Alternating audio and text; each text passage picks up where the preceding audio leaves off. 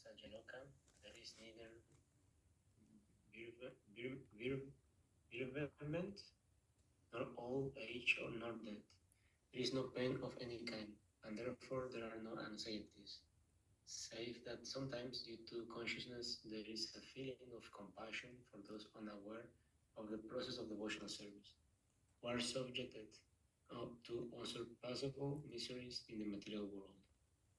Or foolish men of materialistic temperament do not take advantage of successive authorized knowledge. The Vedic knowledge is authorized and is acquired not by experiment, but by authentic statements of the Vedic literatures explained by bona fide authorities. Simply by becoming an academic scholar, one cannot understand the Vedic statements. One has to approach the real authority who has received the Vedic knowledge by this disciplic succession. Succession from the sun god to his son Manu, and from Manu to King Ixbaku. The knowledge by disciplic succession, as clearly explained in the Bhagavad Gita, chapter 4, text 2. Lord Krishna affirmed that the system of knowledge as explained in the Bhagavad Gita was explained to the sun god, and the knowledge descended by disciplic succession from the sun god to his son Manu, and from Manu to King Ixbaku. The forefather, and thus the system of knowledge was explained down the line of great sages, one after another.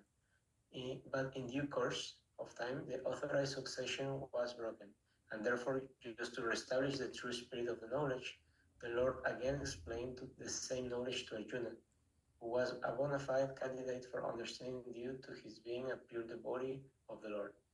Bhagavad Gita, as it was understood by Arjuna, is also explained in the Bhagavad Gita 10, 12, 13.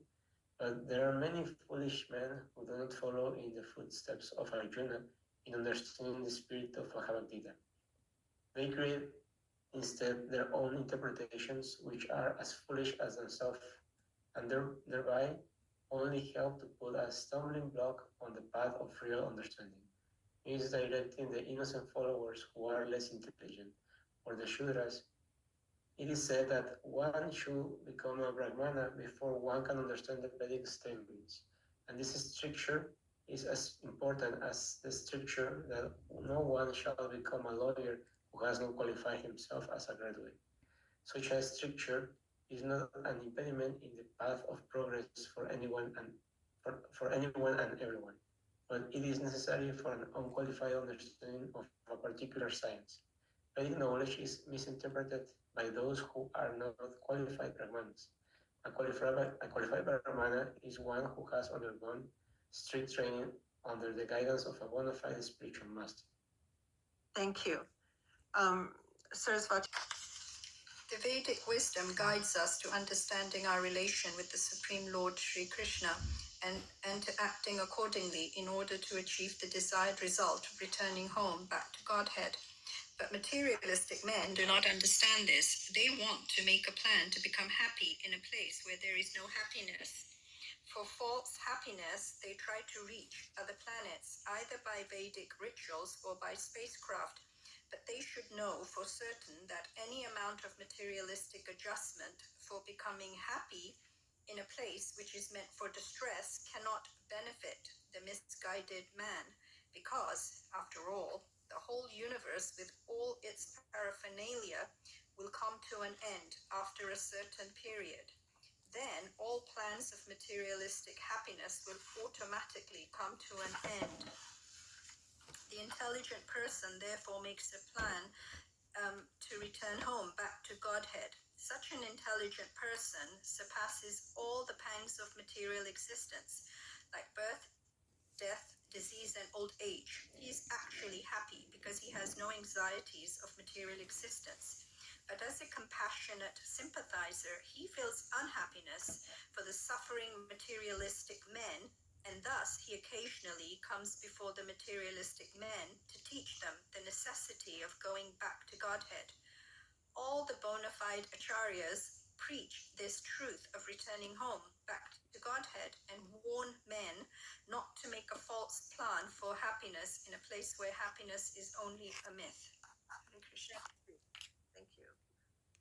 15,480,000,000,000 years.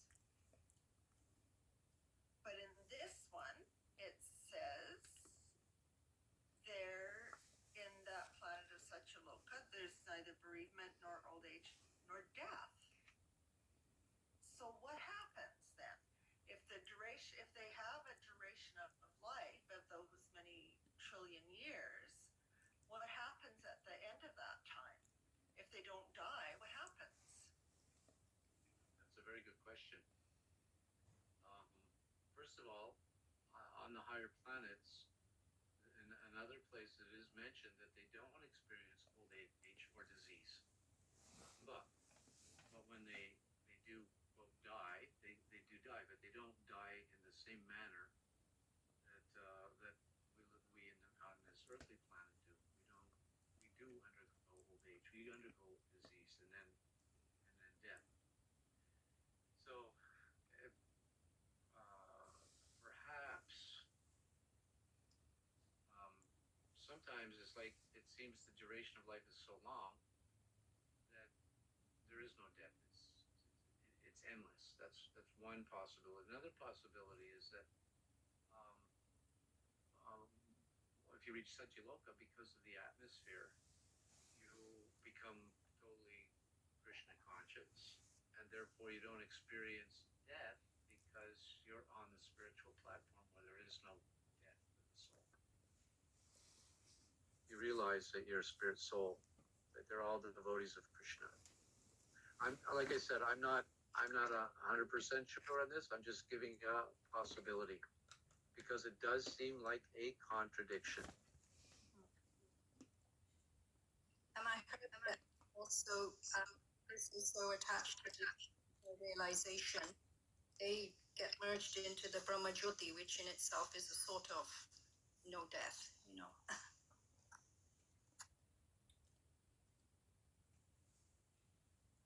Okay. I think we're going to have to just leave this one for now, and hopefully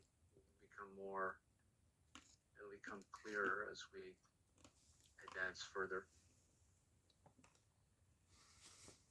Any other comments or questions? Gita 4.2, which specifically talks about the disciplic succession, which is essential to understand the knowledge.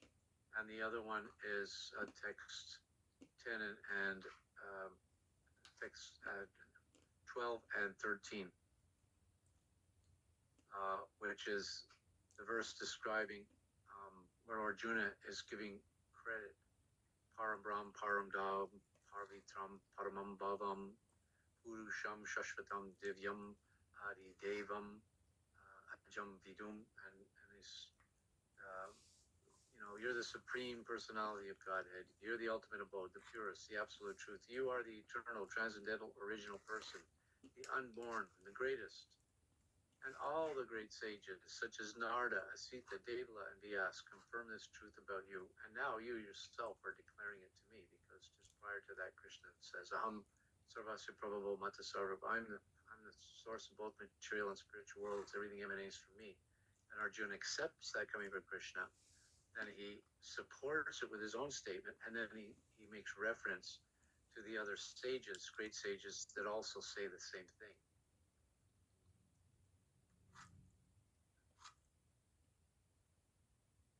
Are there any other comments or questions on this?